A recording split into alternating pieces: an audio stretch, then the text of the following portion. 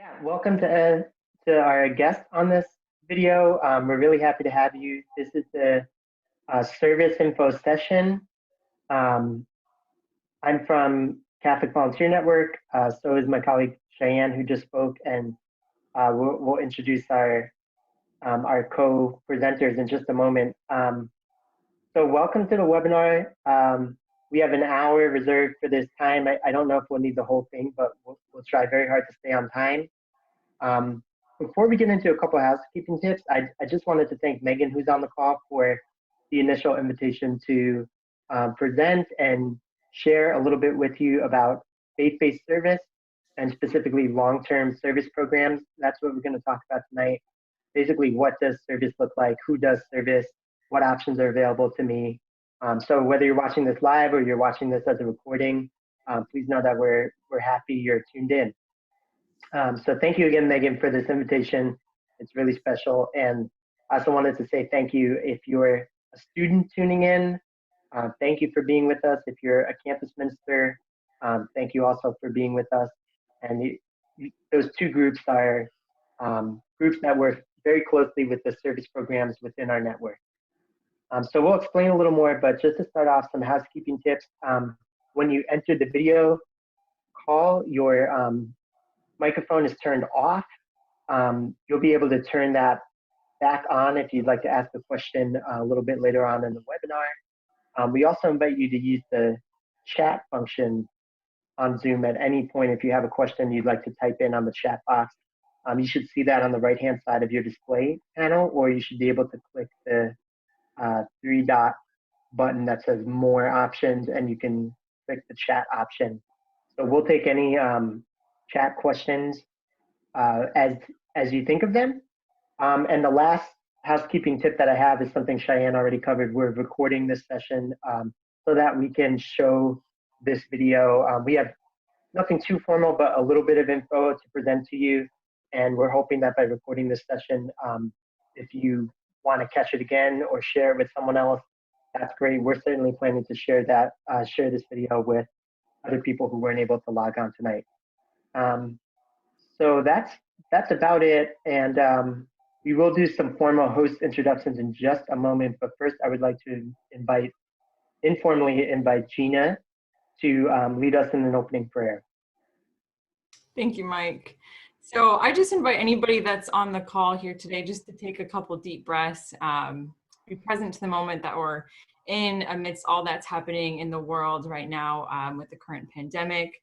Any people that we know personally that are experiencing near and afar, we just hold them in prayer as we begin this session today. So this prayer is from the United States Conference of Catholic Bishops, and it's a coronavirus prayer for solidarity. So let us pray. For all who have contracted coronavirus, we pray for care and healing. For those who are in particularly vulnerable positions, we pray for safety and protection. For all who experience fear or anxiety, we pray for peace of mind and spirit. For affected families who are facing difficult decisions between food on the table or public safety, we pray for policies that recognize their plight. For those who do not have adequate health insurance, we pray that no family will face financial burdens alone. For those who are afraid to access care due to immigration status, we pray for a recognition of the God-given dignity of all. For our brothers and sisters around the world, we pray for shared solidarity. For public officials and decision makers, we pray for wisdom and guidance.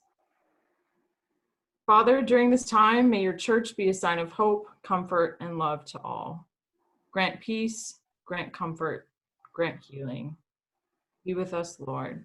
Amen.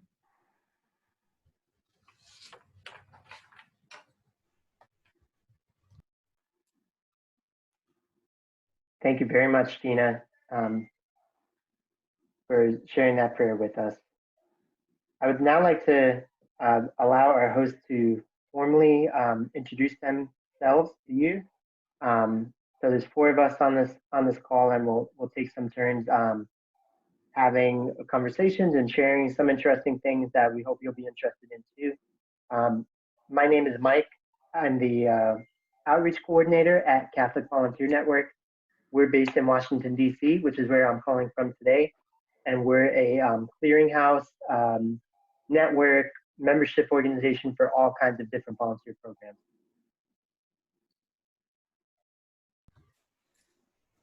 I can go. I'm Cheyenne Boone. I'm also with CVN. I'm calling today from Lancaster, Pennsylvania, which is where I live. And I participated in Urban Serving Corps, which is one of our CVN programs in the 2017-2018 service year. And I was a tutor at a high school for pregnant and parenting teens in Denver, Colorado. Thank you, Cheyenne. My name is Gena Chavez, and I'm calling with the St. Joseph Worker Program. We're in 5 cities across the U.S.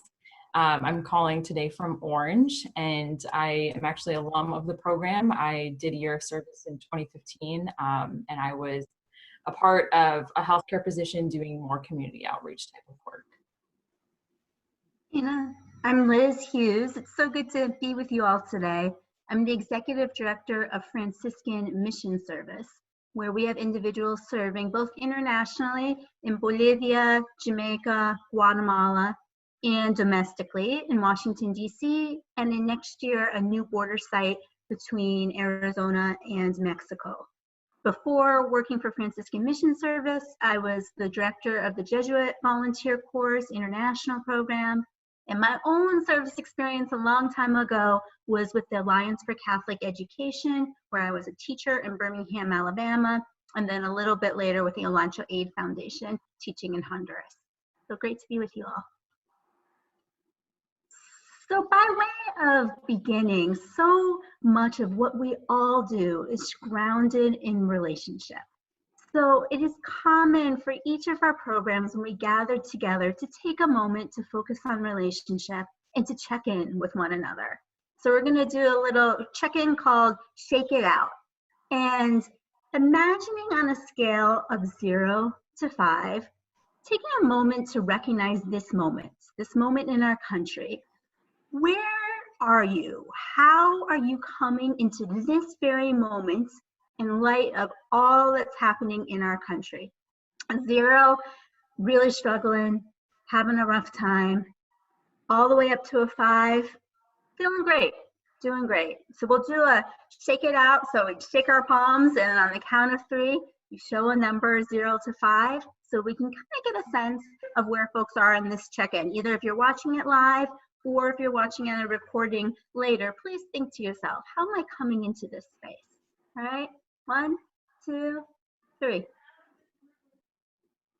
Okay, see some 3s, some 4s. Great, thank you.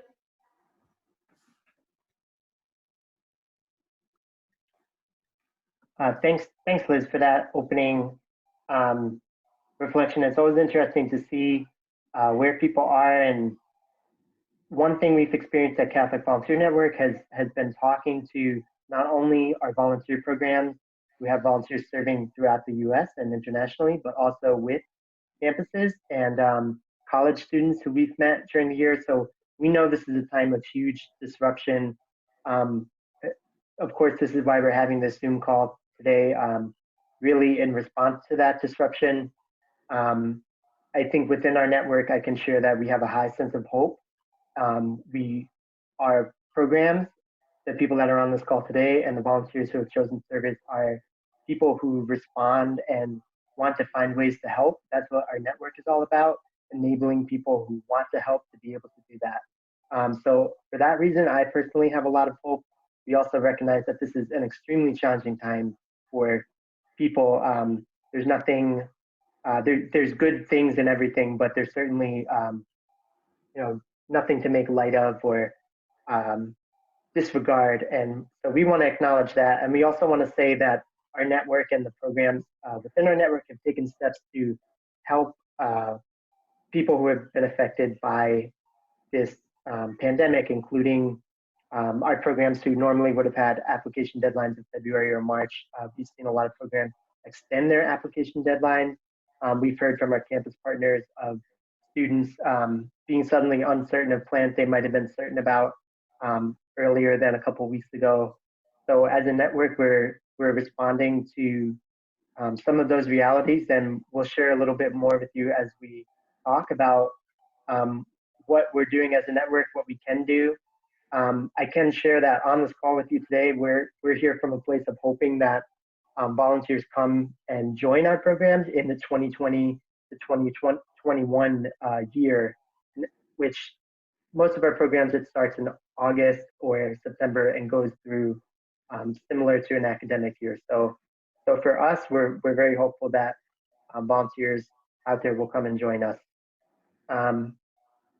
So with that check-in being said, I'd love to get into this. We have a little PowerPoint slide, nothing crazy, but just a few things we wanted to share with you and give a basic overview of faith-based service, long-term service programs. So what does it look like? And for us at Catholic Volunteer Network, we have 4 pillars that we feel support the whole structure of volunteering, whether you're volunteering for a week, for a year in the US or internationally. So this is our 4 pillars of service. And Cheyenne, I'm sorry, am I supposed to pull this No, up? yeah, I got it. I Okay. will share my. I forgot who was running the show with that. Okay.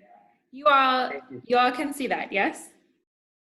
And then there should be some different settings if you want to still see who's talking. There should be like maybe a more tab at the top if you want to see the speaker as well. You're also viewing the PowerPoint. Anyway. Great. Yeah, so I can share, even before getting into these 4 pillars, I would just say Catholic Volunteer Network as a whole, we represent such a wide and amazing range of service programs. Our goal is that if you have a desire for service, you can come to our organization or visit our website or use one of our resources. We have some print resources that are out in the world that we share with campuses and parishes. Our goal is for you to be able to come with that desire to serve and for us to be able to find you a program that's a great match for your interest, for the time that you have available. So if you're watching this webinar thinking, so I'm interested in volunteering for 1 week or 2 weeks in the summer, or I'm looking for something for an alternate break, we have that at CVN and we have those programs we can connect you with. If you're someone who has a heart for faraway international mission, and you envision yourself becoming a missioner or a volunteer or perhaps a medical missioner overseas for 1, 2, 3 years consecutively, we also have that type of service. So everything within that range you'll find within our network. And I think the great thing about having Liz and Gena on the call tonight are their 2 programs represent different elements within our network. So I'm really looking forward to having them share a little bit with you about what their programs offer. So with all the different programs that are in our network, there's currently over 150 programs that you can choose from. We realize that sounds like a lot. We do have some tools to help you narrow down your focus and figure out which program is really right for me in terms of where it's located or the type of service that I want to do or the type of spirituality that I'm looking for. We certainly can help you narrow that down. But one thing that helps us keep a common thread with all these programs and something that we invite all of our member programs to sharing are these 4 pillars. So I'd love to advance the first pillar, which is our social justice. So social justice, community, spirituality, and simplicity, as you saw on the first screen, those are the 4. We don't present them in a particular order, but tonight we did want to start with social justice first. For us, social justice is really drawn from traditions like Catholic social teaching, the 2 Feet of Love, which is a USCCB resource from the Bishops' Council. Social justice is a way of putting our faith into action. And our feeling as a network is that serving others through the sense of solidarity, as opposed to solidarity and charity being like interconnected elements of service. So not one or the other, but serving in a way that's helpful and also is upholding and respecting the dignity of all that we serve and hoping that we grow too in the process. For us, that's intrinsically tied into the spirituality of our network as well. So there was another point I had there, I'm sorry. But essentially, we invite people into service through this social justice lens in the hope that perhaps for the first time for you as a volunteer, service can be a way of living out your faith, putting your faith into action in a way that might not have previously been accessible to you. So what I'd like to do is invite Gena and Liz to share a little bit about, I'll ask Gena first. Would you mind sharing with us on the call what social justice means or how that element is present in the St. Joseph Worker Program? Definitely. So you'll see on the next slide, it really starts with our mission. And for St. Joseph Worker Program, our mission is to empower the women that come into our program who are between the ages of 21 to 35 to respond to the needs of the time in the tradition of the Sisters of St. Joseph. So the needs of the time, as you know, are vast and broad, and so are the gifts and skills of our women that come into the program.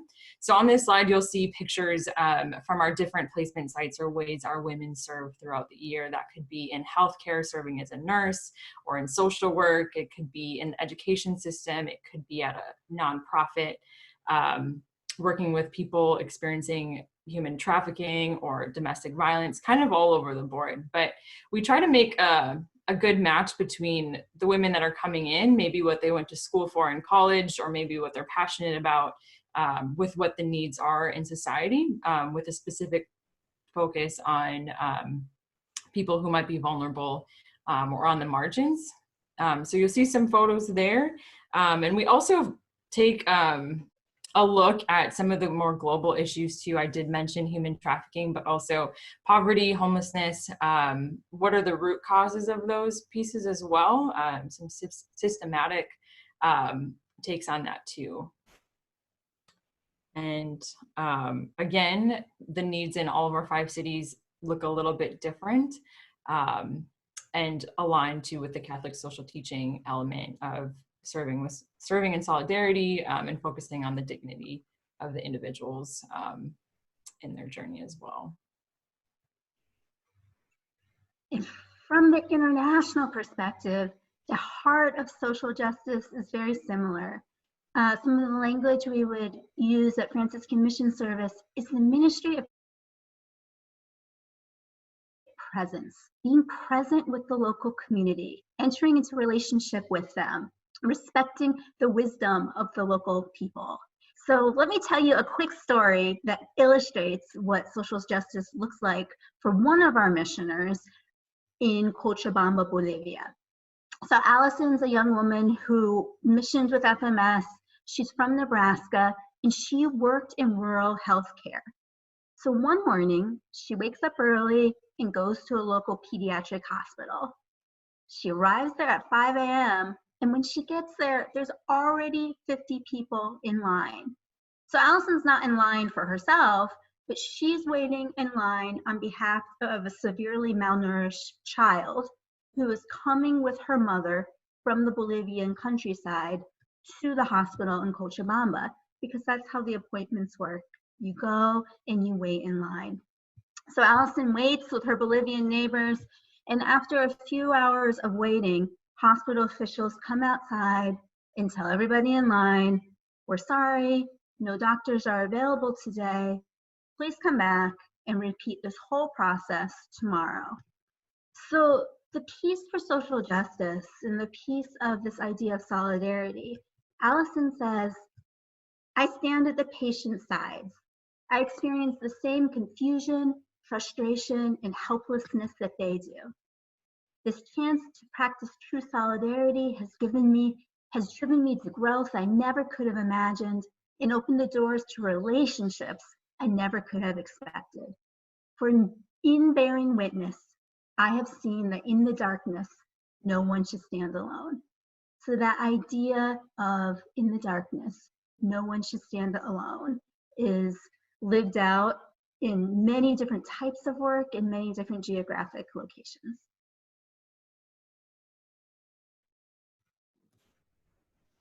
Thanks, Liz.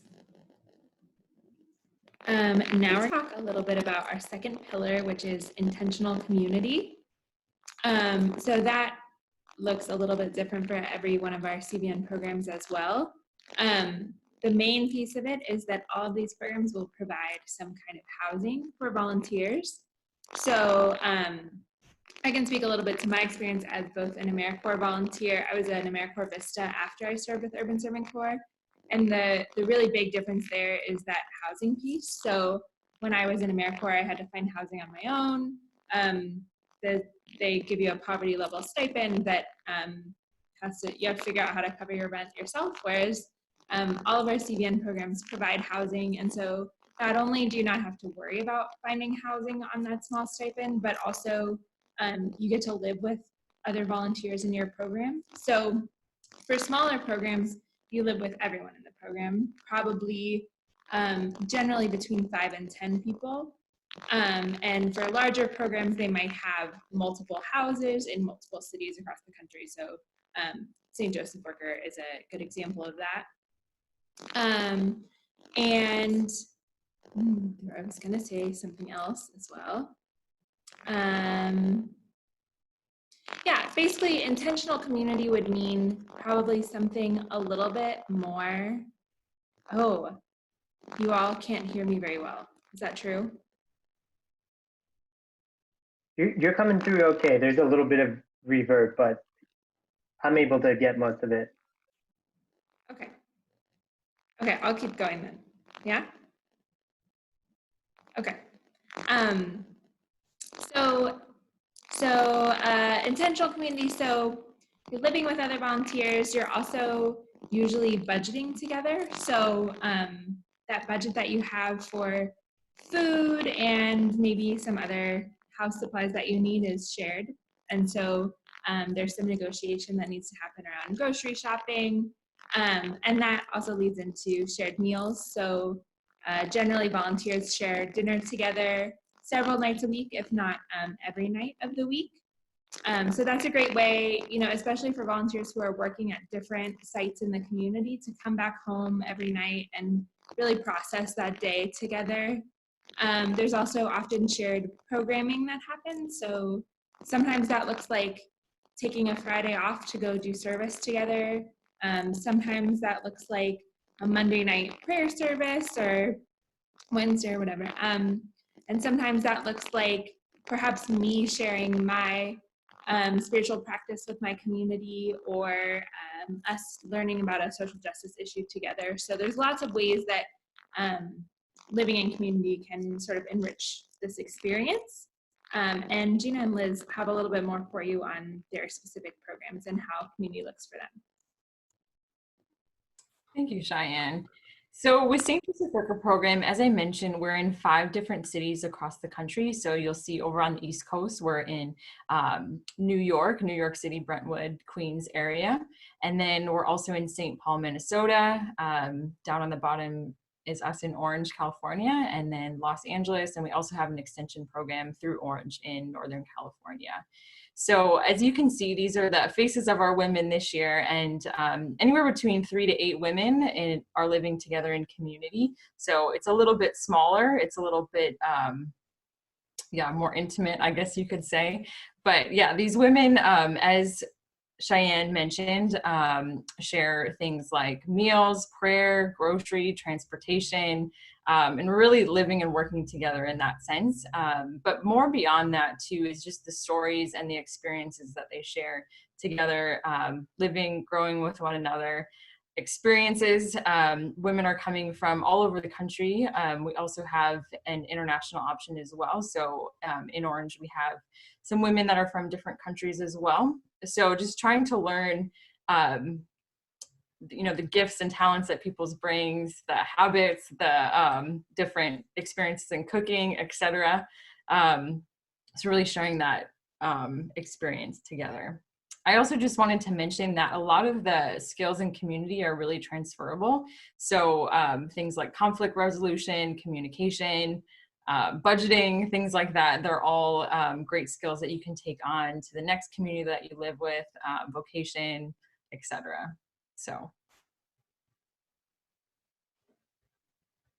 Great. Thanks, Gina.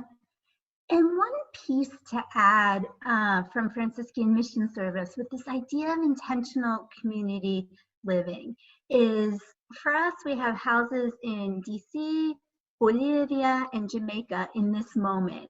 And it is intergenerational for the international program. You can see the photo here. There's missioners from their 20s all the way up to their 60s and beyond. So the idea of having really deep intergenerational friendships is something that can be unique often outside of the family structure, especially in the US. So that can be such a gift. Community size ranges from 2 people all the way up to 7. In Washington, DC, they all live in a house together. The volunteers who serve for a year-long program in DC live there all year, and the missioners who come for a 3-month formation program before going overseas live together in this large home, former convent. Overseas, it varies. They might live with the sisters themselves in the same convent on their own floor. That's the case in Jamaica. In Bolivia, they live in the secular Franciscan Social Center downtown in a small apartment with just the FMS missioners there. But the idea too is layers of community. There's the missioners themselves, then they're connected to the local community, and they're connected to the broader community of mission, of service, and to alum who have done this. So it really is a family that somebody is entering into, that there's this opportunity for broader connections, informational interviewing, all sorts of things, faith sharing groups when one returns home, that it is a broader community that extends beyond the year or 2 of the program year.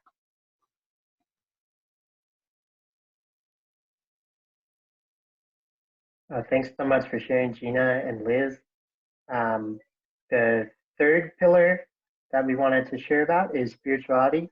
Our volunteers cite their faith or their spirituality as a main reason for participating in our service programs.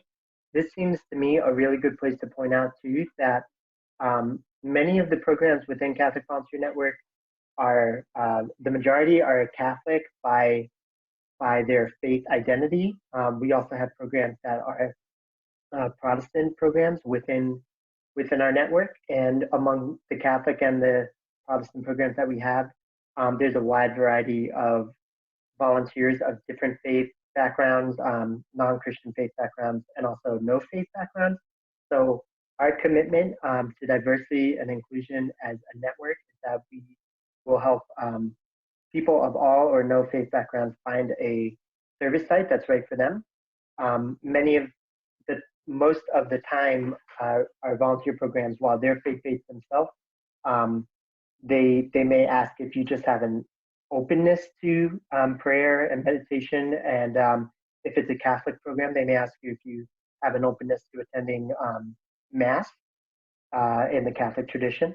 So that's just something we wanted to point out. There's really a diversity in both our program faith makeup and the faith makeup of our volunteers themselves. For the spirituality element of our pillar, it really comes down to 3 things, which is that by and large, our volunteer programs offer you the chance for group prayer activity, which is frequently expressed in the form of like a spirituality night or a faith journey sharing, or perhaps a formal worship, if that's the case for your community.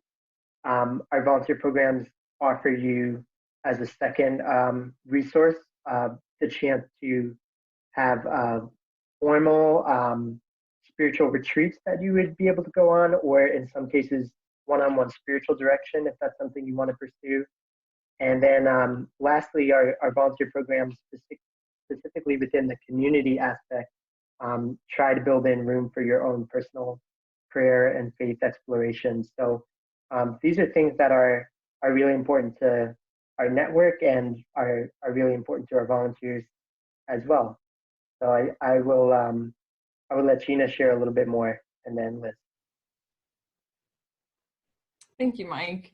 So Spirituality for St. Joseph Worker Program goes on a lot of those similar values and experiences. So our women, which is unique to our program, is something we call sharing of the heart. And it's a reflection like other programs do as well. But it's specifically a tradition that the Sisters of St. Joseph started back in the 1600s, where they would gather around at night after they would go out into the community during the day and share about their walk of faith with their relationships that, maybe they started that day, or just people that they served. So our women do that once a week. And they also have an opportunity to have a spiritual director that walks with them throughout the year as well. Like Mike said, we also do retreats at the beginning, usually the middle and the end of the year as well. And then different opportunities for prayer, learning about discernment. And I think that's really big for a lot of people that come into CBN programs and St. Joseph Worker Program, wondering, what does God want me to do next or now in regards to my vocation or regards to my career, or even just life. So just some key elements of that is really helpful that we guide our women with. And like Mike said too, the women in our program come from different walks of life as well, so on different levels of their faith too. So I think it's just really important that what 11 months can do, walking with somebody and talking about their spiritual life in a space where it's a little bit more intentional, is really unique and a great aspect of our program. Thanks, Gena. That spirituality piece is also a core tenet at Franciscan Mission Service. One of the things I often talk about with folks is this commitment to lifelong mission. It is 1 year or 2 years in a service or mission program, and we're all forming folks and hearts, or being the instruments for God to form those hearts for lifelong advocacy, lifelong commitment to justice, to peace, to care for creation. So we put a lot of emphasis on the spiritual formation. From the international context, before somebody goes overseas to serve, they'll be in a 3-month program in Washington, D.C. with FMS, staff, with the friars, with the sisters, and with lay partners. So for 5 days a week, 4 of those 5 days, they'll be going to workshops morning and afternoon on Catholic social teaching. We're Franciscan, so St. Francis, St. Clare, teaching skills, pastoral listening skills, and beyond. But the spirituality piece is the formative part of that. 1 day a week, they'll go out into the community to live that faith and live that spirituality through a ministry of presence. Then after the time of service, there's a 2.5-week reentry retreat back in Washington, D.C., really coming back to reflect upon what happened during those few years. How did God move my heart? And in the middle, once a year, staff visits and takes the missioners on retreats. Everybody's assigned to a spiritual director. So there's a common theme I imagine you're hearing running throughout these programs of that spirituality being a core piece and a commitment to helping each person wherever they're at, recognizing people are at all different places in their spiritual journey to go as deeply as possible in that spiritual journey. Mm-hmm. Okay, and our last pillar is simplicity or simple living. So that might sound familiar to you if you're a Catholic. It's part of vows and charisms that we hear often. But I think even our non-Catholic programs are still thinking about simple living because it just seems like a really good way to live our values and to live in solidarity with the people that we're serving. So that starts with living on a small stipend. In most cases, for domestic programs, it's about $100 a month. So that would be separate from your grocery budget and your housing, which is provided. But for those like personal expenses, for fun kind of things, around $100 a month. For me, it was $75 a month, which can sound, I think, really daunting. It's certainly, for me, was something that I wasn't sure how it was going to look. And I had never really done that before. Obviously, everybody comes from a different background, so that might sound really easy to you. But yeah, I think for many people, it's a big shift. And it involves really a shift in probably the way that we're thinking about, especially needs and wants, I would say.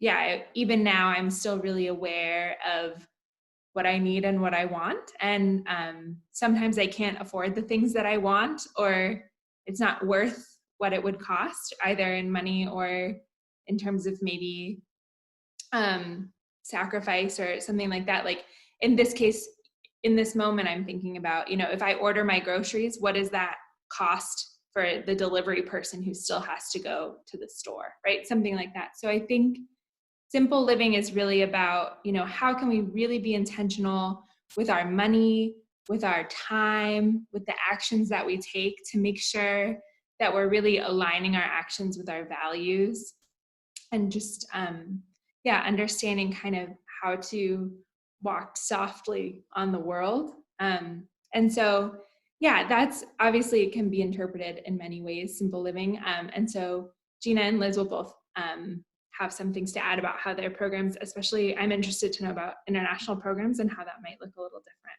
different. So yeah. Thank you, Cheyenne. That's a great overview of different aspects of simplicity. And a lot of those mirror our program too.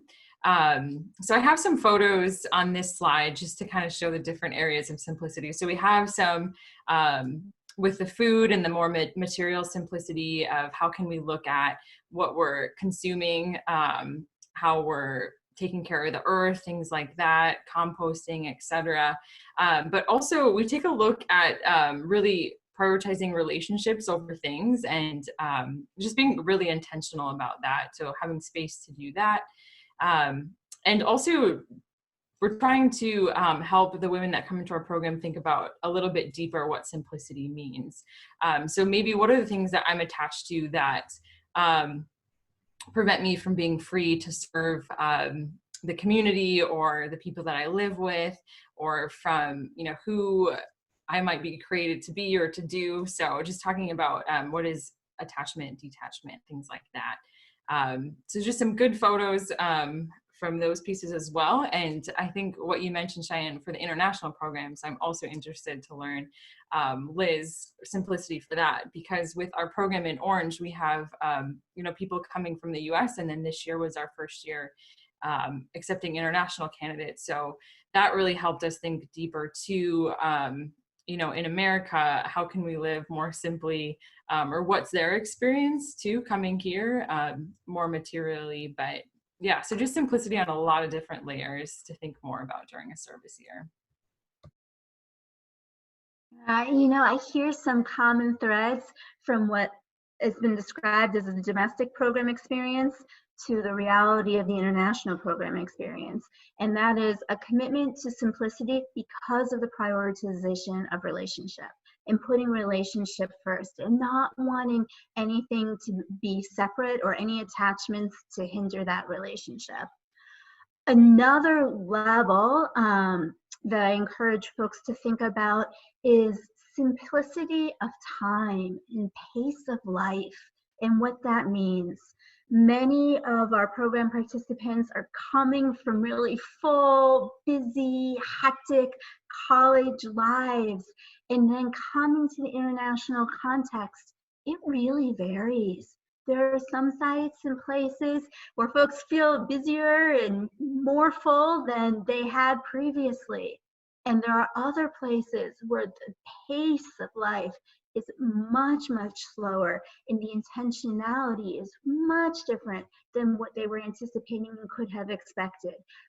And the question then is, How am I called to grow in this moment by accepting and living into this pace of life that might be different from what I'm accustomed to?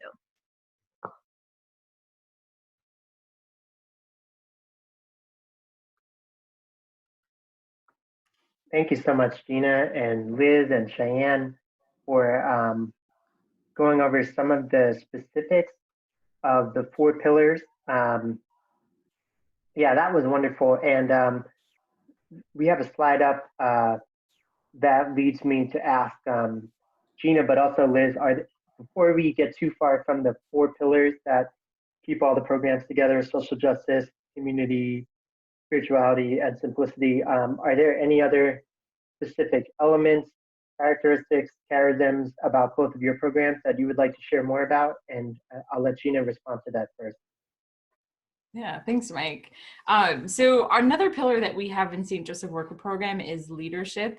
So it's a great opportunity for our women to discover more about what that means, maybe directly or indirectly. And from our perspective, everybody is a leader in some way, whether that's recognized or not. So we really take time to help our women develop as leaders in their strengths, but also recognizing maybe where their weaknesses are, like areas of growth, but really taking ownership of like, this is who I am, and this is the gifts that I bring to the community, to the people I live with, etc. So there's just some pictures of that, and a quote from one of our alum as well, and just how the program helped her grow in leadership.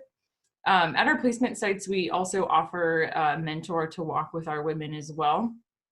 And then they also receive, leadership.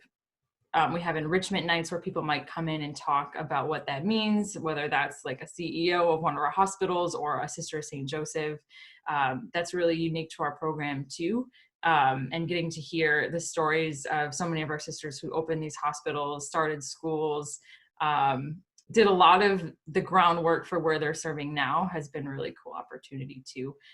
We also help establish connections, networks for people in our program to, just connect and learn as much as they can in that value along the way.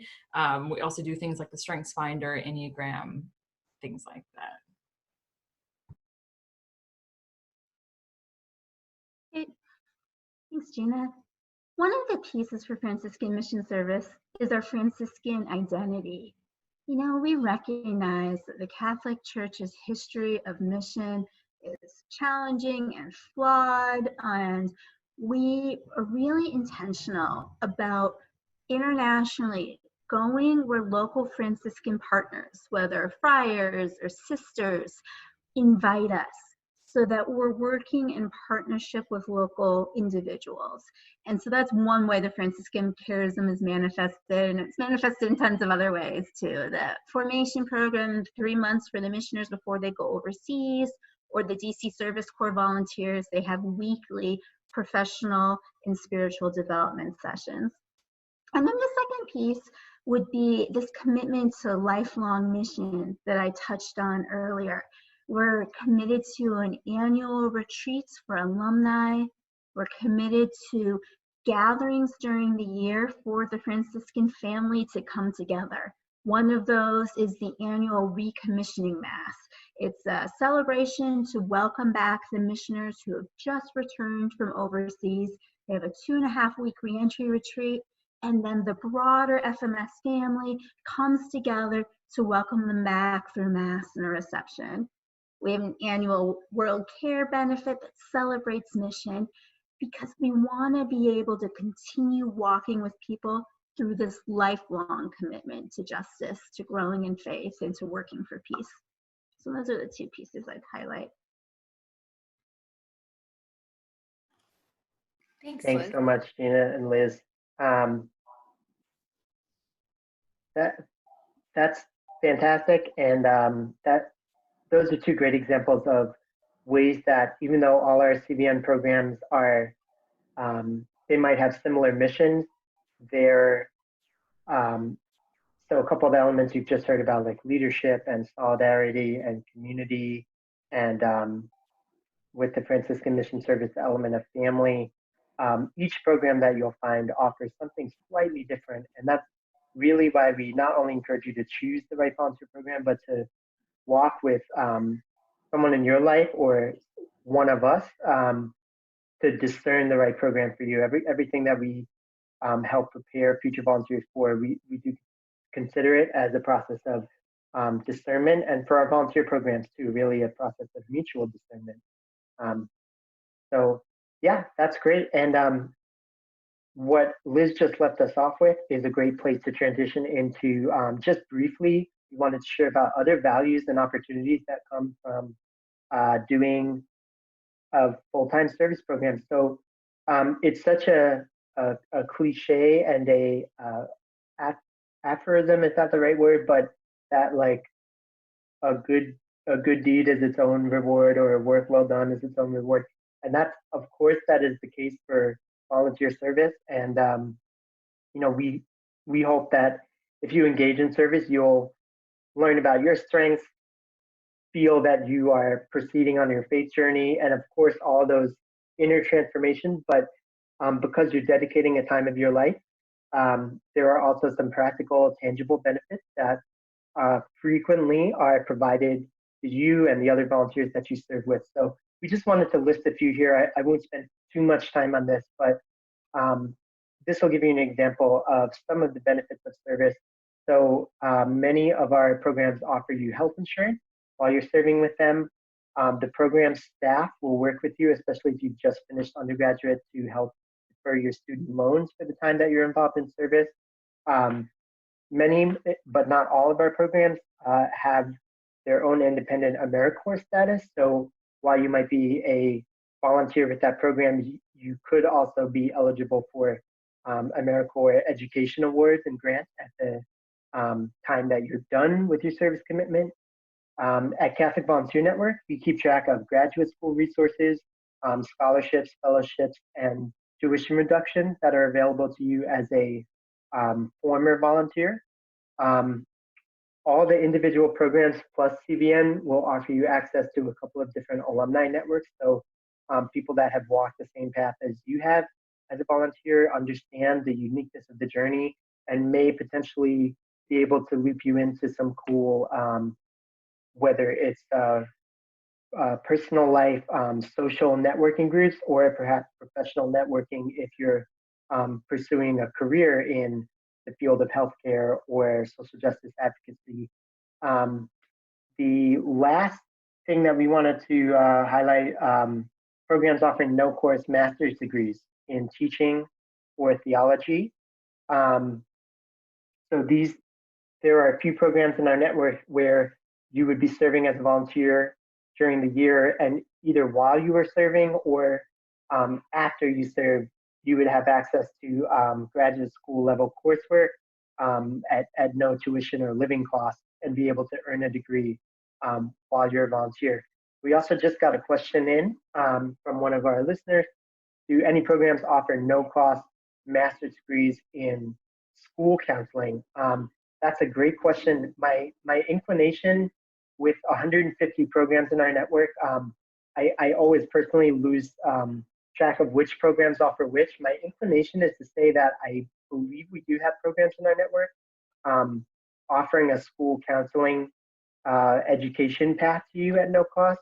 I do know for sure that we have graduate schools that offer, after you've completed the term of service, offer counseling degrees at half or full scholarships for former volunteers. So that I'm positive about, and I would like to ask if I can follow up with this particular listener. That's a great question. I would love to find that out and respond to you after the call, if that's okay. So that's a brief overview of some of the benefits of service. Gena and Liz, are there any particular like tangible benefits that your programs offer that we haven't touched upon, or that you want to share a little bit more about? Yeah, ours also echoes a lot of these same benefits.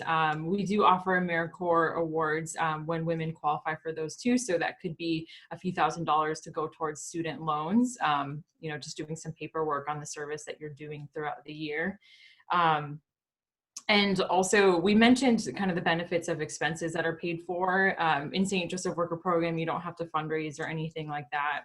Room and board, transportation is covered, medical insurance, pretty much everything you need to live, and then along with the stipend as well.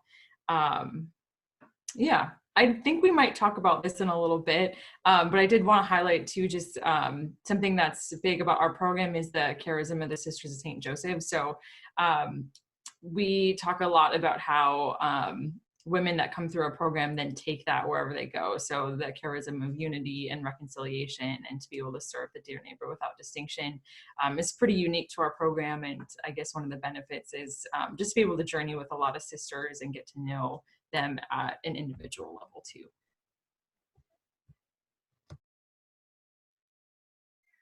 In terms of the benefits of service, I think one piece to keep in mind is while the mission and the ministry relationship is at the heart of it for all of this, simultaneously, volunteers are getting this full-time job experience.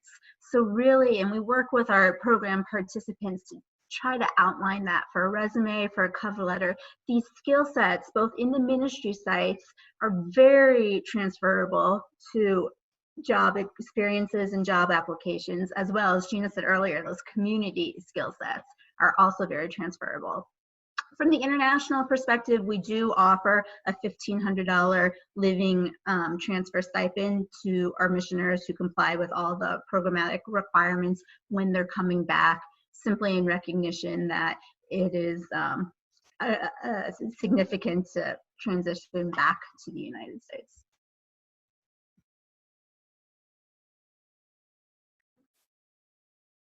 That's great. Thank you so much, Gena and Liz, once again. So I just wanted to highlight that we're running a little close to our end time, so we will just present a couple more things, and we'll take this time now. If you have any additional questions, feel free to ask those. We also have a couple of frequently asked questions that we just hope to address while we still have some time. So I'm going to jump right into that.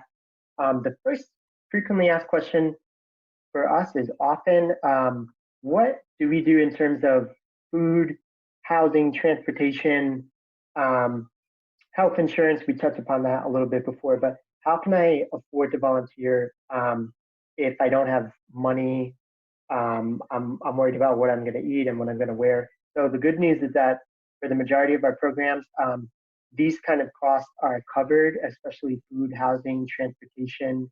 Some people want to know if they have to fundraise to be part of their volunteer program. That's not often the case. I think we have a few programs that travel really far away that may have some fundraising portion to what they do, or more likely, a volunteer program may ask you to participate in an alumni drive or a letter writing campaign sometime while you're a volunteer already, or once you've finished your volunteer term of service. That was the case for the program that I did. So briefly, I wanted to show you all a quick way to find this out about the service program you're interested in. So let me try to attempt to share my screen. Cheyenne, I might have to, you might need to unshare the PowerPoint, and then I can share the, then I can share my screen. Fantastic. Thank you so much. So you should be looking at my screen now. Where we are right now is the Catholic Volunteer Network website. That's 3 words, CatholicVolunteerNetwork.org. So this is our homepage, and all you have to do is scroll down below our sliding banner here, and we have a search volunteer opportunities button. All you have to do is click search now, and this will take you to our filtering page. You can select any options, location served, if you want to serve in the US, what states, how long you want to serve for, the size of the program. So you can filter all of these different kind of options. I'll let you all explore that. Once you've picked the options you want, click search. And what will happen is it'll generate the programs in our network that match your search requirements. So what we could do is open up Benedictine volunteers. Hey, that one sounds interesting. So what you'll find is this program's whole page, everything about their program, all the contact information. You'll have information about application deadlines, and they'll also have, this is the big thing I wanted to highlight, they'll also have information about living arrangements, financial arrangements. So these are going to answer the kind of questions that you might have about where do I live, who's covering that, what sort of material resources do I have access to while I'm a volunteer. So I'll stop that screen share, and so that's probably the most frequently asked question that people have, and I think we probably have time for one or two more questions. One that I'd like to turn to Gena and to Liz, a question that is brand new to us and we're dealing with like the rest of the world. Volunteers and particularly college students and campus ministers would like to know how different programs are handling the COVID-19 coronavirus pandemic right now. So I just wanted to ask, has that pandemic affected anything? I think I know that it has on a personal level, but for the purpose of the webinar, can you share if that's affected your current volunteers and maybe your application deadlines, or what do you expect for volunteers next year? And maybe Liz, you can go first just to change it up. Sure, I'm happy to. I'll speak primarily from the international context and let Gena speak from the domestic context of their experience. It's definitely affected our missioners. What we did is we went through a 3-part discernment process, empowering each missioner to decide whether they would remain in country or desire to go home, which looks different than some of the other programs. For example, Peace Corps across the board brought everybody back home. So the first part of our process was helping the missioners to see the reality of what's happening around COVID-19, both the pieces that we know and the pieces that are unknown. So the reality around the virus, the reality around varying capacities of local healthcare systems, the reality around travel logistics and future travel logistics, travel restrictions. The second piece was to share with the missioners the benefits that we're able to provide, which is covering all transportation costs back to the US, to family home or friend home if a missioner decides to return to the US. If a missioner doesn't have a family or friend home that they would want to go to, we have capacity in our DC-based volunteer house and would welcome any FMS missioner to return there for the duration of COVID-19. And then finally, and perhaps most importantly, we had a series of a half-dozen discernment questions for the missioners to sit with. Things such as, where will I be healthiest and safest for this duration? How does this intersect with my commitment to solidarity, to caring for marginalized populations, to flattening the curve? What is my community, my fellow missioners, my local community, my family members back in the US saying about this? And what comes up in my own prayer life? And then really working with each person, allowing them individually and communally to make that decision. Most of our missioners have determined that they desire to remain in country, continuing mission with varying limitations locally. One has returned home due to some family commitments. I'll pause there. Thank you, Liz. For St. Joseph Worker Program, it's definitely affected us as well.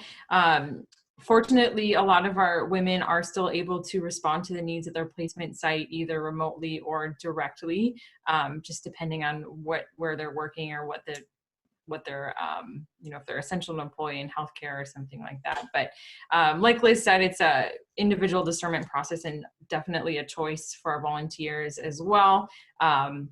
Most of them have chosen to stay and continue to responding to the needs.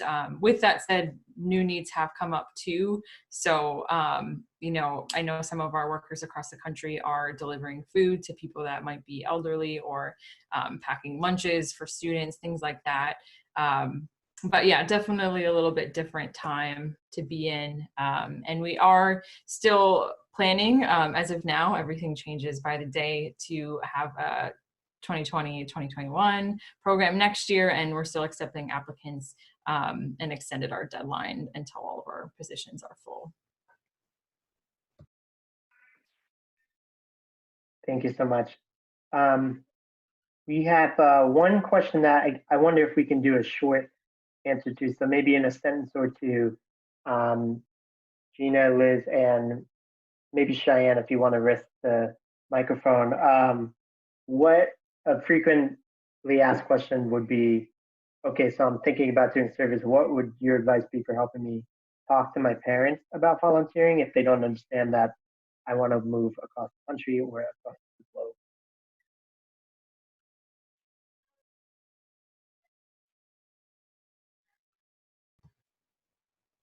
I'll go first. I think something that comes up a lot is the fear of the unknown.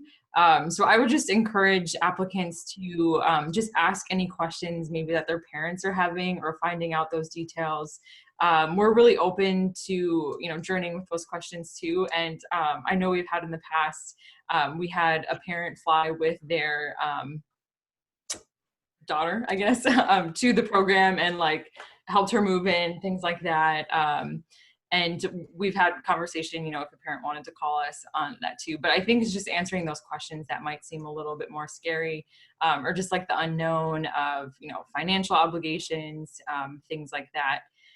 We do have a really cool story with one of our applicants who almost didn't come to our program because her parents really didn't want her to, and she's still an alum of our program, actually lives in our alumni extension community, and her parents are actively involved and they come to all of our events. So if anybody wants to have a conversation with those parents too, I think we have those stories as well. I'd say just simply understanding where the parents are coming from, striving to put oneself in the parents' shoes as much as possible, and some of the concerns that the parents are holding. Oftentimes, the concerns that I hear are related to after the program, so the job piece, what happens next. So those concerns, talking to the programs, we all have lots of stories we can share about what our volunteers and missioners for us do after the year or two, and can share that so individuals can share that and build confidence with the parents. Something else I'll often offer is we have parents who were real nervous when their children or their sons or daughters started the program, and then walked with them, oftentimes internationally, visited and had a profound experience themselves. So a lot of times I'll ask an applicant, would your parents want to talk to another set of parents who have been through this? Sometimes that peer-to-peer resourcing can really be beneficial.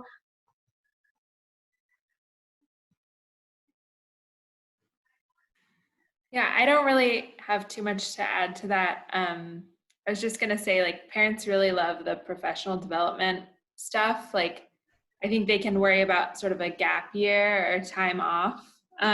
So to kind of frame it as really building your resume, I think is a helpful tool. All right, thanks so much all for those great answers. So I think we just have, we may have one or two more slides to pull up that I think we wanted to close out with. And part of what we want to do is encourage you, if you've heard something in this webinar that speaks to you, if you think you're interested, please feel free to contact us. You can find myself and Cheyenne at the CVN website. Thank you so much. So we're gonna let this screen hang up for a moment for anyone live who wants to screenshot this, or if you're watching a video recording right now and you want to take a screenshot, we'll leave this up. So again, you can reach myself and Cheyenne at the Catholic Volunteer Network. That's our website and our recruitment email address. You can reach Gena Chavez at the St. Joseph Worker Program at their website and email address. And of course, you can reach Liz Hughes at Franciscan Mission Service at their website and Liz's email address. So thanks for showing those, Cheyenne. And the last parting gift that we have to share with you are each one of our organizations, we put together linked to videos that we have. So while we really appreciate this chance to speak with you or speak to you, I think hearing from people that are on mission or that have returned from mission or volunteer work is a really powerful thing, and it's probably more powerful than anything that we're sharing with you.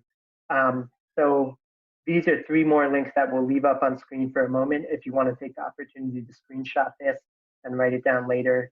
So a CVN's website, we have a series of videos. I believe there's 4 total videos that are just a couple minutes in length each, and they'll show you different aspects of the volunteer experience, and you can see them there on your screen. There's a video for experience, for community, for ministry or faith, and for belonging. So those are 4 different video options, all available on one webpage. That's catholic.org/serve. St. Joseph Worker Program has a video on YouTube that they've invited you to check out. Just briefly, Gena, is there anything in particular that this video is highlighting or that people should watch out for?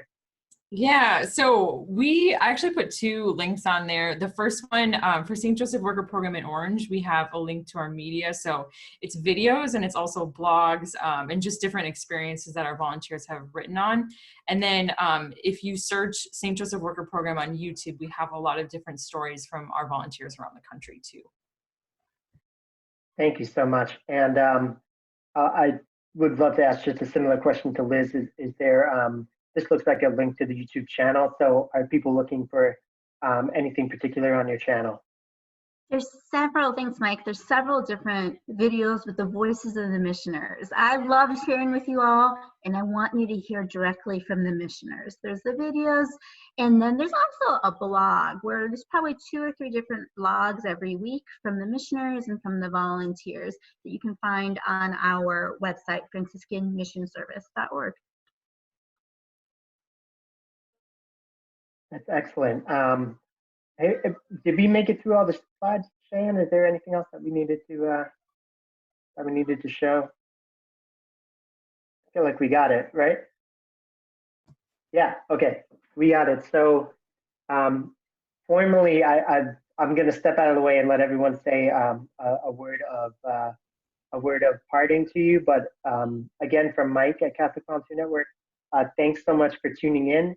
I just wanted to say thank you one more time again to Megan Larson-Reedy of the Diocese of Pittsburgh for inviting us and inspiring us to put our heads together and produce this presentation. If you're watching this and you liked it, please share it with someone else. And thank you so much for being with us. And I'll speak on behalf, well, I think Cheyenne, you could probably manage a goodbye. Yeah, it has been great to talk with everybody. And we're always available if you have questions.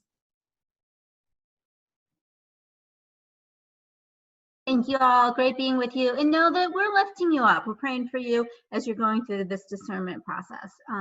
We're very much with you as you navigate this.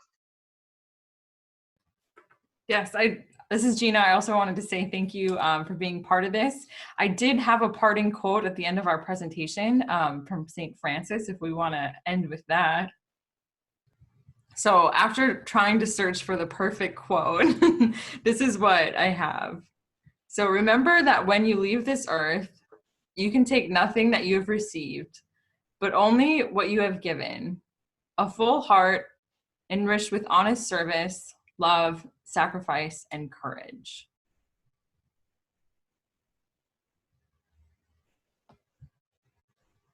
Thank you. Thank you so much from Catholic Volunteer Network and our partners.